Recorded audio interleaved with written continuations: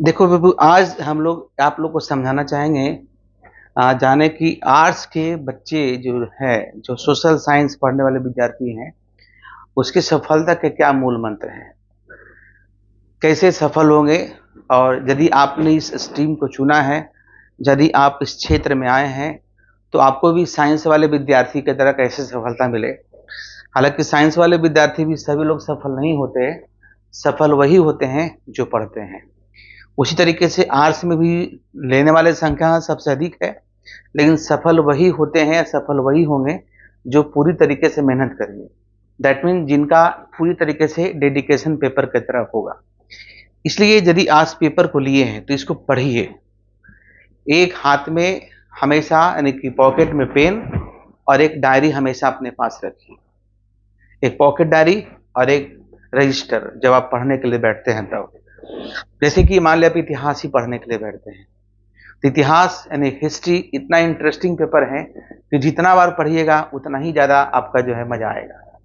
या आप political science पढ़ते हैं, 11th में संविधान पढ़ना होता है, तो संविधान पढ़ते हैं और उससे संबंधित पूरे डॉक्यूमेंट्री को देखिए। बहुत सारे आजकल डॉक्यूमेंट्री यूट्यूब पे पड़ा हुआ होता है, उसको भी देखिए, उससे भी बहुत सारी चीज़ें आपको क्लियरिटी मिलेगा। उसके बाद आप मान लें कि आप इकोनॉमिक्स ही लेते हैं, तो इकोनॉमिक्स वैसे सबको बहुत ही भारी सब्जेक्ट लगता है, लेकिन क्यों लगता है? क्योंकि लोग इसको पढ़ते नहीं हैं। जो विद्यार्थी इसे पढ़ते हैं उसको सबसे आसान लगता है, मार्क्स फेचिंग सब्जेक्ट भी है। इसलिए कोई भी विषय भारी या हल्का नहीं होता, जब आप उसको पढ़ते हैं तो विषय लगता है। वो विषय विषय होती है। अब आप पे डिपेंड करता है कि आपका इंटरेस्ट क्या है। जब आप किसी पेपर को पढ़ते हैं और लगता है हम पढ़ लेंगे, आपका इंटरेस्ट है, तो पेपर आसान हो जाता है क्योंकि उनको पढ़ना चाहते हैं। लेकिन जब जिस पेपर को पढ़ना ही नहीं चाहते तो पेपर तो भारी होगा। या ज्योग्राफी ही लेते हैं, तो ज्योग्राफी भी देखिए दो तरह का है। एक तो 11th में है कि कोर ज्योग्राफी पढ़ना होता है, जो कि बहुत डिफिकल्ट लगता है। 12th में आपका अप्लाइड ज्योग्राफी है, इंडियन ज्योग्राफी है, ह्यूमन ज्योग्राफी है, तो इस इंग्लिश है। तो कोई भी विषय को लेते हैं तो उसके लिए आपको कुछ दृढ़ संकल्प लेना होगा, तब आपको ये पेपर बहुत आसान लगना शुरू होगा। तो चलिए मैं कुछ पॉइंट्स आप लोग लिखा हूं, मैं बताता हूं कि जो सफलता के मूल मंत्र क्या है। तो सबसे पहले तो है, हर व्यक्ति की मूलभूत चाल होती है कि उसके जीने की मायने क्या हो। तो आप इस पेपर को लिए हैं तो पहले ये सोचिए ना कि आप इस पेपर को क्यों लिए हैं। ये आपके अंदर है ना, आप इस पेपर को लिए हैं तो आज पेपर को क्यों लिए हैं। कुछ लोग बोलते हैं ले लिए हैं, कुछ लोग ग्रामीण क्षेत्र में लड़कियां के पेरेंट्स कहते हैं कि अच्छी घर में शादी हो जाएगी। ऐसे नहीं पढ़िए। आप एक लाइफ का ऑब्जेक्टिव तय कीजिए कि आपका उद्देश्य क्या है, क्यों पढ़ना चाहते हैं पेपर को। तो हर व्यक्ति की मूलभूत चाहत होती है उसके जीने के मायने क्या होता है। आपके जीने के मायने क्या है? जीने के क्या बन के जीना चाहते हैं, या सिर्फ क्या इंटेलेक्चुअली बनना चाहते हैं, तो उसके लिए भी पढ़ना होगा। साधु महात्मा बनना, उसके लिए पढ़ना होगा। पढ़ना हर काम के लिए होगा, लेकिन सबसे पहले आपकी जिंदगी का मकसद तय कर लीजिए। उसके बाद है कि दूसरा पॉइंट है, हमेशा खुश रहें, दूसरे को भी खुश रखें, और दूसरे को देख के कभी जले नहीं कि वो बच्चा पढ़ने में तेज है, हम कमजोर हैं, एक ही साथ पढ़ते थे, तब कभी सफलता ना मिलेगा। आप खुश रहिए और दूसरे खुश रखिए। आप जब पढ़ाई करते हैं इतना समय आपके पास नहीं बच जाता है इधर उधर की बातें करें, क्योंकि कहीं भी स्कूल में पढ़ते हैं, कोचिंग संस्था में पढ़ते हैं, फिर घर पे भी पढ़ते हैं, तभी पढ़ाई होती है। कोचिंग एक बहाना होता है। कोचिंग कोचिंग आपको गाइडलाइन देती है, लेकिन जो सेल्फ स्टडी होती है ना, वही आपका सही तरीका होता है पढ़ने का। कोचिंग में आते हैं तो हम ही नहीं कहते कि किसी व्यक्ति की सफलता का 100% श्रेय कोचिंग को जाता है, वो गाइडलाइन देती है। जैसे आज मैं आपको बता रहा हूं, हो सकता है मेरी बात सुनकर आप में कुछ चेंज आए या कुछ चेंज नहीं आए। हर तरह के लोग होते हैं समाज में, एक विरोध करने वाले होते हैं, एक प्रमोट करने वाले होते हैं। तो आप किस कैटेगरी में हैं? मेरी बात सुनकर भी लग रहा होगा नहीं सर खराब बोल रहे हैं, कुछ लोग अच्छा लग रहा होगा।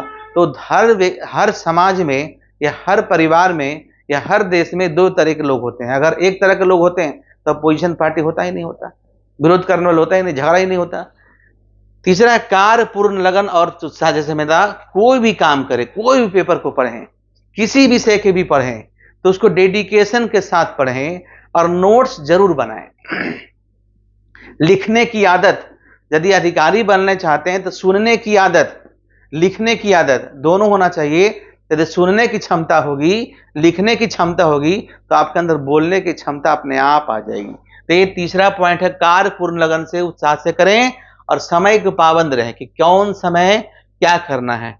जैसे हम लोग पढ़ते थे, एक रूटीन बनाते थे कि कब खाना है, कब खेलना है, कब स्कूल जाना है, कब कॉलेज जाना, तो उसमें सारा काम हो जाएगा। तो रूटीन वर्क के हिसाब से काम कीजिएगा तो सारा काम होगा और अच्छे से होगा। इसी को पाबंद रहें। कोचिंग जाते हैं तो समय पे जाएं, कॉलेज जाते हैं तो समय पे जाएं, है ना, या पढ़ने बैठते हैं तो समय पढ़ें, मोबाइल बंद के पढ़ करके पढ़ें, ताकि आपका मन भटकाव ना हो। क्योंकि आजकल पढ़ने के लिए बैठते हैं तो रील चलना शुरू हो जाता है, उसको बंद रखें। जब तक पढ़िएगा उसको बंद रखिए और आराम से पढ़िए, किताब पढ़ने का आदत डालिए, नेट पर ज़्यादा घूमने के चक्कर में मत रहिए। और सबसे पहले जागरूक रहें कि क्या हो रहा है समाज में। यदि आपने इस पेपर को लिया है तो आपको जो है देश दुनिया से जागरूक होना चाहिए कि देश में क्या हो रहा है, क्या समस्याएं आ रही है। वो समस्या आई तो सरकार ने किस तरह का कदम उठाया, कोर्ट ने किस तरह का कदम उठाया, इस तरह से कुछ आर्टिकल की जानकारी आपको हो जाती है, मतलब अप्लाइड पोर्शन जान जाते हैं, है ना। तो इस तरीके से आपको सुनने की क्षमता। और तो मेरे हिसाब से डेली न्यूज पे कम से कम 1 घंटा न्यूज़पेपर पढ़िए और 1 घंटा न्यूज सुनिए। वो कभी आपका लाइफ में बर्बाद नहीं जाएगा। आप यूपीएससी नहीं करें, कल के प्रोफेसर बनेंगे तो एक अच्छा वक्ता बनेंगे, आपके पास नॉलेज की संग्रह होगी। उसके बाद सकारात्मक दृष्टिकोण रखें, कभी भी नेगेटिव न सोचें। देखिए लाइफ में हर तरह का समस्या आएगा, कभी सुख कभी दुख। तो सुख में भी खुश रहें और दुख में भी आगे बढ़ने की चाहत रखें। उसको मत सरेंडर मत कर दीजिएगा, हमसे नहीं होगा, करते रहिए करते रहिए। और ऐसा देखा गया है कि तन मन धन से, यानी कि with in sense of dedication के साथ जिन्होंने भी मेहनत किया है, देर सवेर सफलता सभी को मिला है, तो सफलता आपको भी मिलेगा। और अपनी क्षमताओं को पहचाने। जिस तरह से हनुमान जी के पास ताकत उसको पता नहीं था, उसी तरीके से आप भी जो है, आपके अंदर बहुत कुछ है। आपके अंदर सोचने की क्षमता है, आपके अंदर लिखने की क्षमता है, आपके अंदर बोलने की क्षमता है।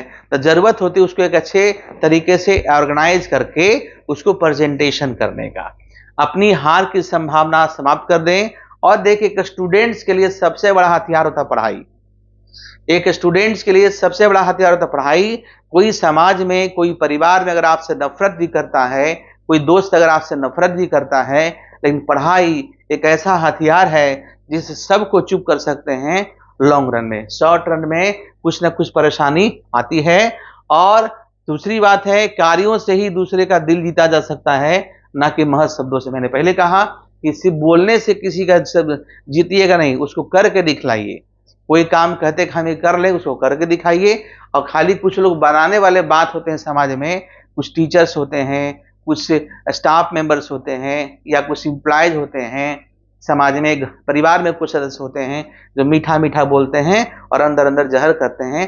तो ऐसे लोगों से बचिए और ऐसा होने से बचिए, मतलब ऐसा आपका होना नहीं है। ईमानदारी और उदारता को अपनी पहचान बनाएं और कभी दूसरे को नकल ना करें। बहुत सारा ऐसा देखा कि नाम नहीं बताएंगे कि जो दूसरे को नकल करते हैं। तो दूसरे को नकल करने वाले आज तक कभी सफल हुए हैं क्या? कभी सफल नहीं।